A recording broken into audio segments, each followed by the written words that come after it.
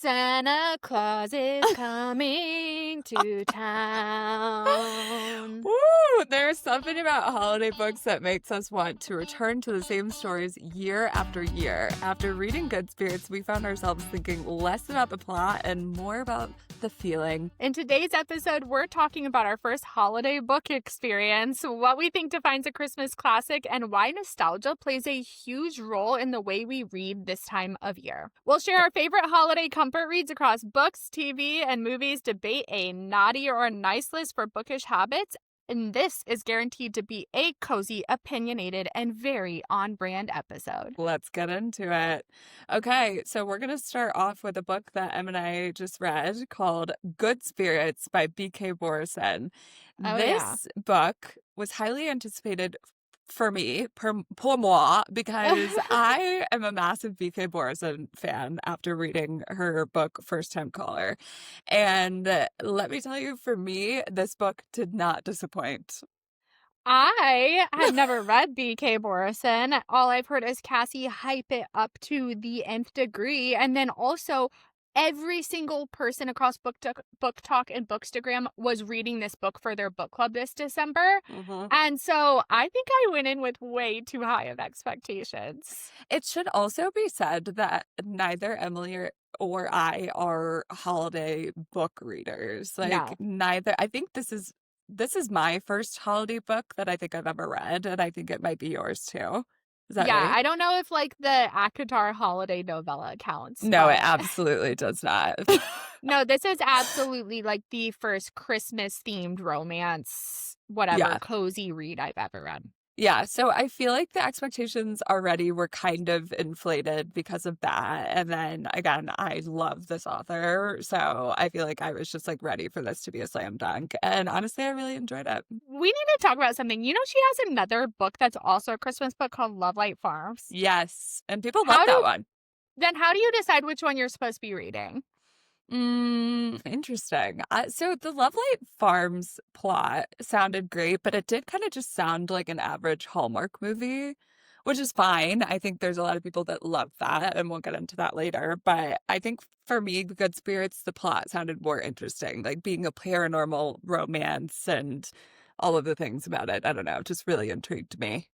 Right. So for anybody that doesn't know, the plot of this book is that it's like a Christmas Carol retelling. A ghost comes to a woman's house and is like, I'm a ghost of Christmas past. And I am here to take you on this journey to see things in the past, present. And the whole thing is they're trying to figure out why he has been sent to her and what she needs to discover about herself. Mm-hmm. And along the way, they find each other and a romance blooms. So I do think that whole paranormal aspect of it maybe has gotten a broader audience than the typical Hallmark romance movie. Yeah, I agree. Also, I think the fact that the paranormal aspect of it was that the ghost was an incredibly hot Irish man with a mustache.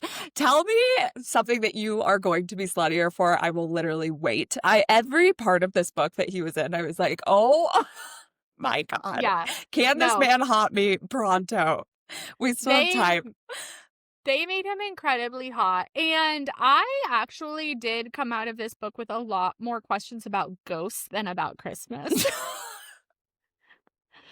Do you think that the ghosts would show up as hardened human beings that have a 5 o'clock shadow? You can't see through them. Your hands aren't going through them. Why is he a solidified being? Because he would come and be the solidified being that people would forget about after seeing him. I don't know. Picturing, Casper, the man from the Christmas Carol animated that is in a dressing gown and has a hat on. Neither of those things are sexy. So I don't know why you were trying to force that into the story. I will instead take the solidified man with abs and the mustache. Thank you very much. And maybe that's where it started disappointing me. So kind of what happened for me. Okay, so please help me understand if you actually wanted this to be a romance or not. No, okay. It's feeling like you just literally wanted a 2025 version of A Christmas Carol. I wanted this to be a, like, hardcore Christmas book, I think, and I went in with these expectations that this was gonna be, like, wrapped in tinsel, there was gonna be, like, romance under the mistletoe, like, they were going to be lighting the menorah, With a man in and a nightgown. with a man in a nightgown, and I just, like, didn't get those holiday vibes, and I think that's why I was focusing so much on the ghost aspect of it, because I'm like, the holiday was not, like, pulling me in. I don't know. I liked how much holiday was included in it because I think I'm the opposite. Like, I didn't want to be like choking down Christmas content. Like, I didn't want this like Mm. so shoved in my face. And so I think the balance that she kept of obviously this being around Christmas time, this guy, haunting her and until the 24th, and that was like his big deadline.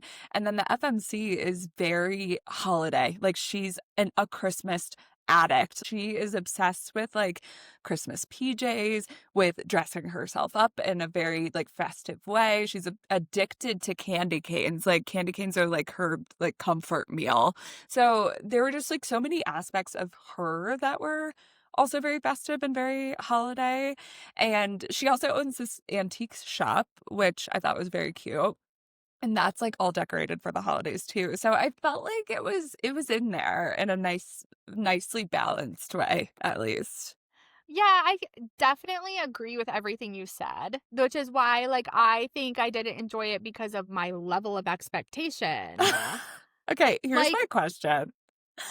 Do you think that you actually would have really enjoyed like 350 pages of Christmas being shoved into your face? yes, Uh, because this is, like, the only time of year you're ever gonna read a Christmas novella is right. literally in December around Christmas while you're sitting around your own tree, cozied up with a hot chocolate, and I Mhm. needed to be drowning in Christmas. Wow. Okay. That's very interesting. I Like, the don't ghost should have had a pass of being a Christmas tree farm owner, know. not a dock worker. He should have been Santa in his pastime. He literally should have been Santa. That would have been amazing. Like, I wanna read a Santa romance. Oh god. I actually think those are out there and they might be dark romances, so prepare yourself. Oh god.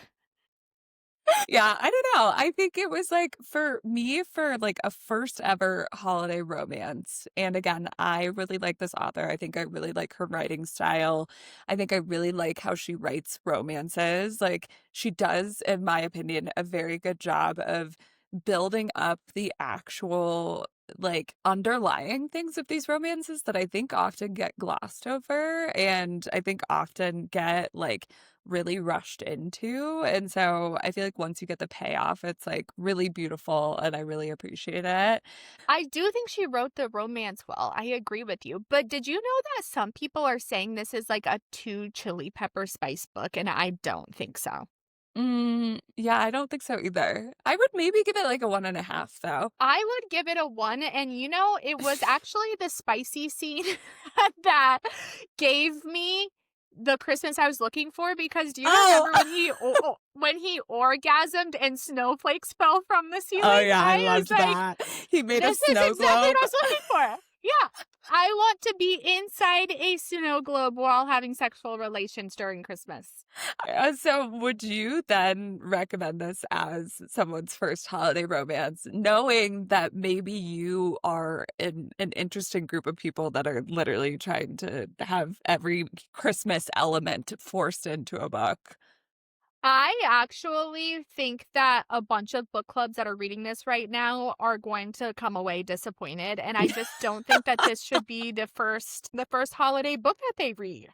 Okay, so I have gotten early reviews and reads from my book club who is currently Okay. reading this, and all of them love it. Literally, one girl said that this got her back into reading entirely. Like she has been in a months-long reading slump, and this got her back into it. That's crazy, because if I wasn't reading this for our audience, for our people, I would have DNF'd it. This Okay, is insane here's my feedback. here's my take on your reading style though. I think that you need, like, faster pacing typically, like, Yeah. especially at the beginning, and Yeah. so I feel like for those readers, you might feel similarly to Emily, but I think if you are a reader who is, like, down to have that plot building be a little bit slower and, like, really kind of get into those more detailed elements, then you might enjoy this. Yeah, you're right. Like, I want to be, like, immersed in somebody's life that is not my own, and this just, like, felt too close for comfort. I also You think know, a the ghost coming. FMC is someone that you, like, probably would just really struggle with in real life. Oh, yeah, the FMC is a cutie patootie, I will give that to her. She is toxically positive, and she has no backbone. And I just, like, the whole time, I was just like, "You are so cute, but just stand up for yourself." Just do something. I would agree with So, that. I don't know. I do not know. I think it's gonna be 50-50 worldwide. Oh, worldwide. Worldwide in all countries. Okay, so what would you say your final review is of the book? I mean, I did early review say that I would was gonna DNF this. Maybe okay, so, like, this doesn't add up, but I didn't DNF it, so I finished it. And Right. so for the finished product, I would give it, like, 2 stars. Oh, wow. Okay. Yeah. Wow. What would you say? I think I would probably give it, like, a 3.5. Yeah, that's fine. Yeah, You that's can fine. have that. Thank you. I will say after this, though, I think that I'm less of a, like, holiday book reader.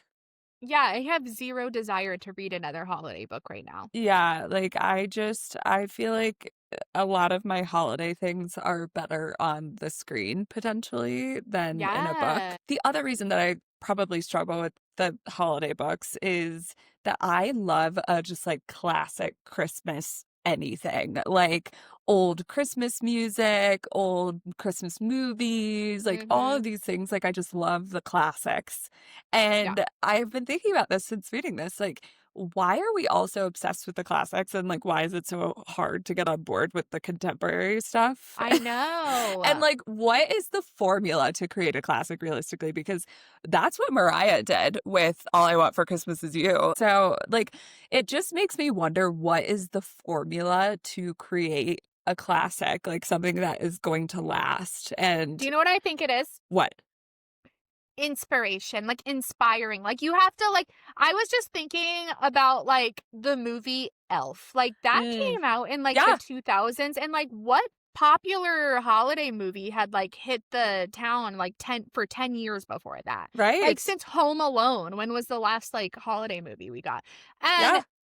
at the end of that movie, you feel so inspired by the story, the holiday spirit, like Christmas and like you Mm, it gives you the idea that like family is important. It's not about mm. the presents, it's about the time and the loved ones. Like I think it has to give you that feeling. That's interesting. I Yeah. don't disagree with you. I feel like I would maybe take it a step further and, like, I feel like these classics really hit on some level of nostalgia for Mm, people that I feel like the holidays inherently just bring back just so much nostalgia because either you're, like, yeah. reflecting on the year or you're reflecting on other holidays or whatever, and I feel like those movies and those songs, like, kind of hit on that chord in a really interesting way, and, like, that would be unique probably to anyone. Like, you could ask 5 people why they love Elf, and you might get, like, 5 different answers. Yeah, this is actually very intriguing because you and I are having very different point of views. And I guess I just like always assumed we all felt the same about Christmas. I thought we were all on the same page. Which leads me to believe that we have different opinions about like what is a classic Christmas movie. I am Yeah, dying to know what yours are. I mean, mine would be, like, A White Christmas, like, It's a Beautiful Life, like, A Christmas Carol, like, those are, like, Oh, A true Christmas classics Carol, for really? me. Yeah. Yeah. I can't. Like, those would be the classics for me. That is very interesting. I like tend to like the ones, which this makes sense after my book review, that are like throw up Christmas like in your face. Like the Grinch, like I wanted to be a Who so bad when I was growing up and live in Whoville during Christmas time. Or like, like the Holiday or Love Actually, where you just like Mm. everybody's shopping and they're going to the Christmas show and they're like, building their tree up together. See, you had me on The Grinch and Love Actually, but The Holiday, I think is way closer to Good Spirits in a movie than you are saying. Like, That's actually true. it's not like Christmas 24/7 in there. Like, it's mainly about like the romance just like in a wintry setting, essentially. I think you caught me. So you're telling me if Jude Law would have been in Ghost, I would have hated it. Yeah, it sounds like it. I think you really just like need it to be like so out of the realm of possibility to probably get into it, is what it sounds like. Okay, but speaking of like movies that aren't actually Christmas movies but feel like Christmas movies, Oh, yeah. do you think that Harry Potter is a Christmas movie? Because a ton of people do. I would never call it a Christmas movie, but I always watch it around Christmas. Why? Like, why do we do that? I don't know. I think because it's like, and this is another, I think, thing that I would add to the formula of what makes a Christmas classic is this like feeling of comfort that these movies deliver. Harry Potter, it's like that is just something that I know every line to. I know exactly what's about to happen. Like it just feels so comforting to watch during the holidays where it's like you just want to power down your brain. Yeah. And I feel that way about Little Women. I rewatch Little Women Mm-hmm. around the holidays every year. I Yeah. feel that way about The Sound of Music. Like, no one Yeah. would call that a Christmas movie, but like, I always watch that around Christmas. So I think that's why. But also, like, it's interesting because I really enjoy the newer Christmas movies like The Holiday, like Elf, like the movies that you Yeah. just rattled off.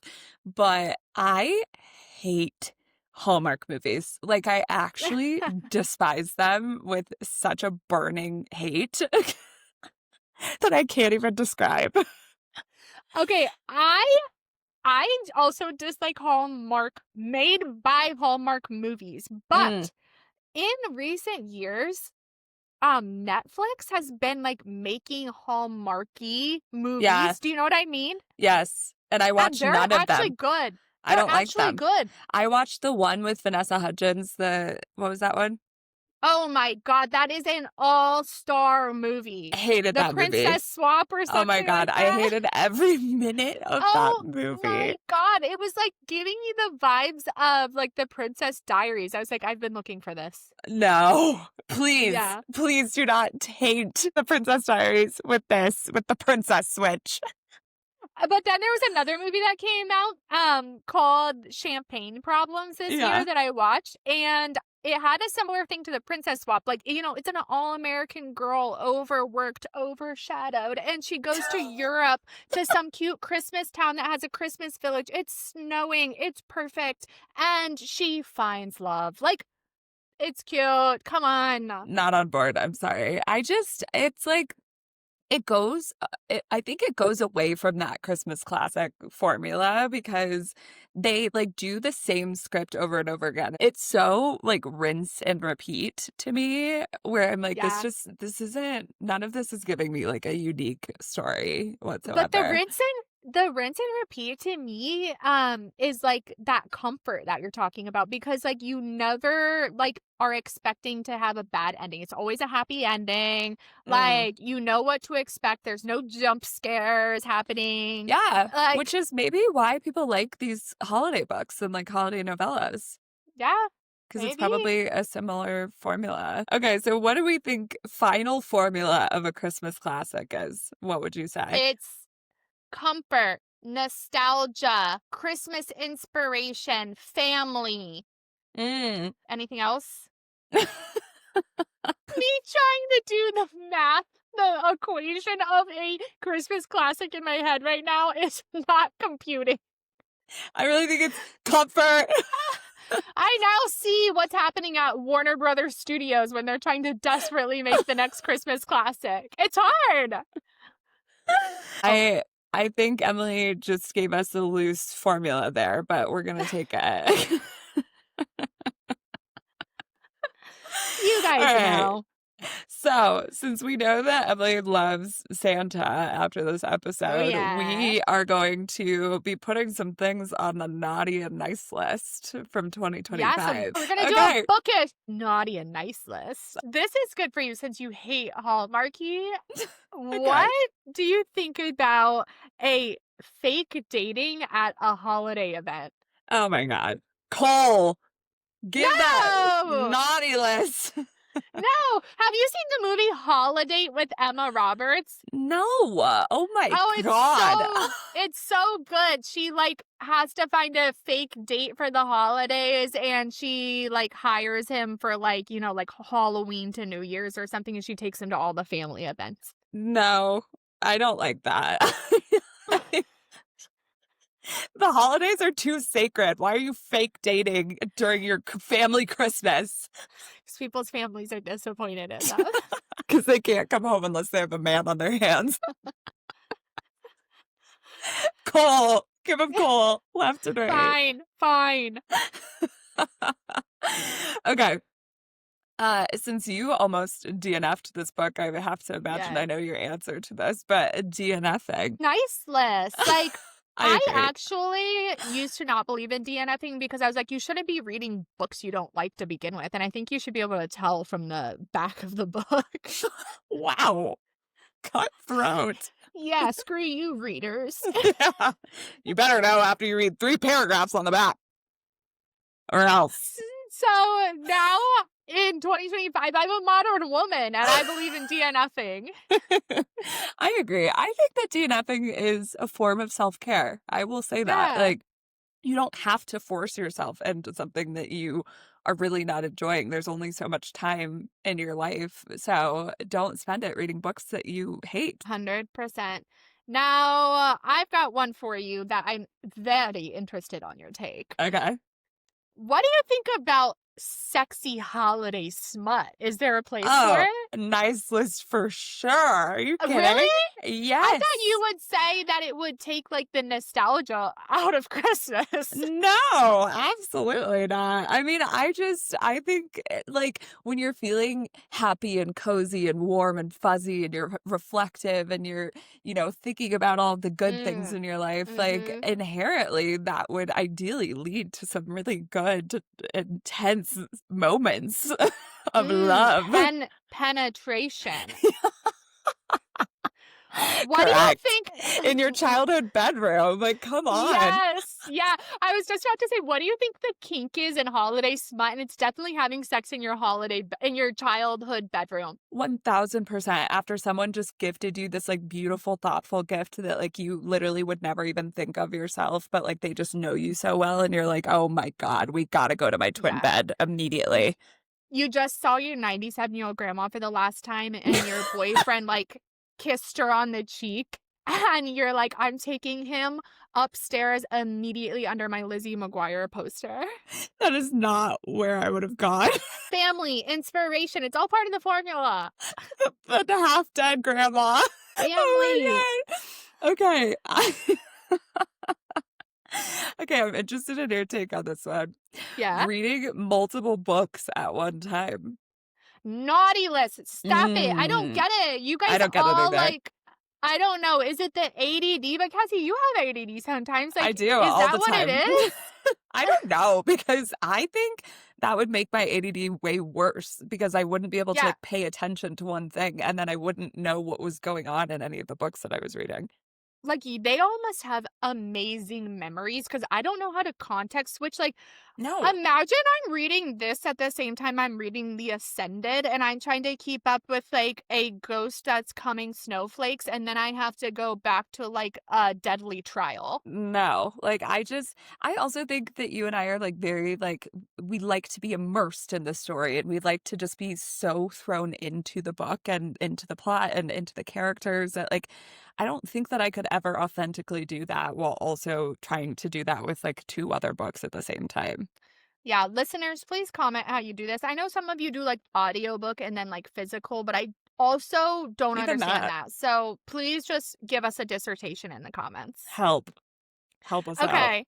What do Okay. you think about this thing that happened in 2025? It's kind of like a bookish event. Okay. We were kind of like introduced, smothered, kind of like Christmas, to Pierce Brown and Red Rising. Oh, And I yeah. think we all discovered his smutty little Instagram where he does thirst traps. Thirst traps from a man, naughty or nice?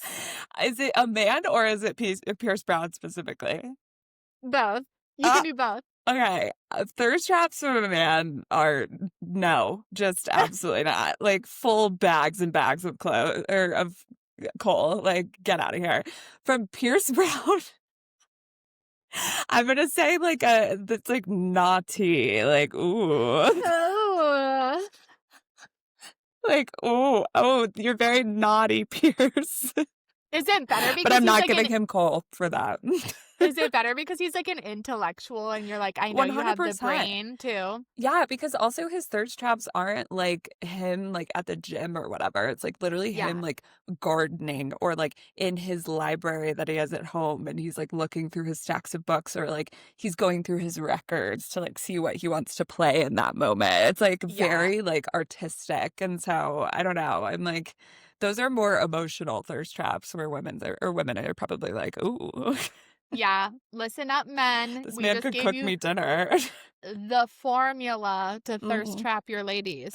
Garden. Records. Records. Okay, this was also very 2025. When was this? A couple of months ago, some girl came out on TikTok and she called romantasy readers not the brightest bulbs in the bunch. What are your Ew. thoughts there? Literally, she's never allowed to celebrate Christmas again. She No, has to forget who Santa Claus is. She doesn't get to watch any of the three different Grinches. she is the Grinch, so maybe she should continue to watch it for inspiration. Her heart will grow two sizes. I never even bothered to like learn her name because I was immediately ew. Agreed. So sounds like she's also getting bags of coal. Bags of coal. She might not even get coal because like she can't create heat for herself. I don't want her to have it. She has to be cold. She has to burn her favorite books to get heat. Okay, I have one more for you. And I Okay. think this is like a hilarious topic that people talk about in the book community a lot. Okay.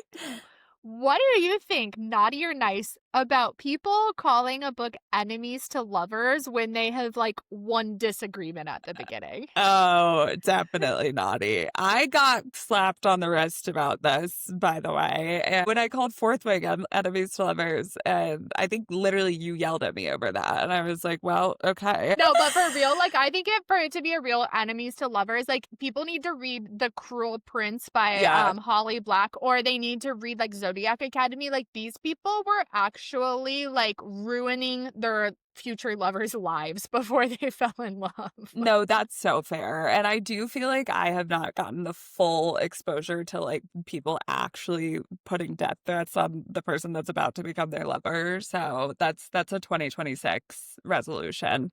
Yeah, but that would never happen in our holiday formula. You would not Ne- find that in a Christmas novella because it has to be happy from beginning to end. That's correct. It can only be grumpy sunshine, and that's as far as it can go. Well, I think Yeah. that we all probably should put that on our list for 2026. And I think that wraps up our little Christmas episode. I hope you guys enjoyed Yeah. it. If you did, please leave us a comment, rating, review. It helps us tremendously when you do so, and we really, really appreciate it. Next week, we are going to be talking A Court of Silver Flames, the last book Woo! in the ACOTAR series. We are Oh, wrapping yeah. up our reread, which is kind of sad. I'm like I know. kind of bummed about it, but I'm really excited to Should talk we about it. do more? Like, if you beg us, You if you might not beg need to beg us, from what it sounds like.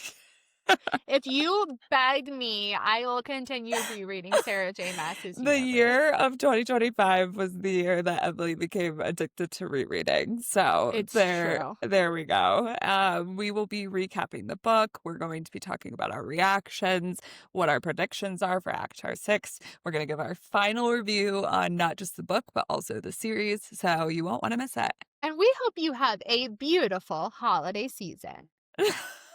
Yes. We'll see you same time, same place. Bring your blankets, bring your book boyfriends, and we'll see you then.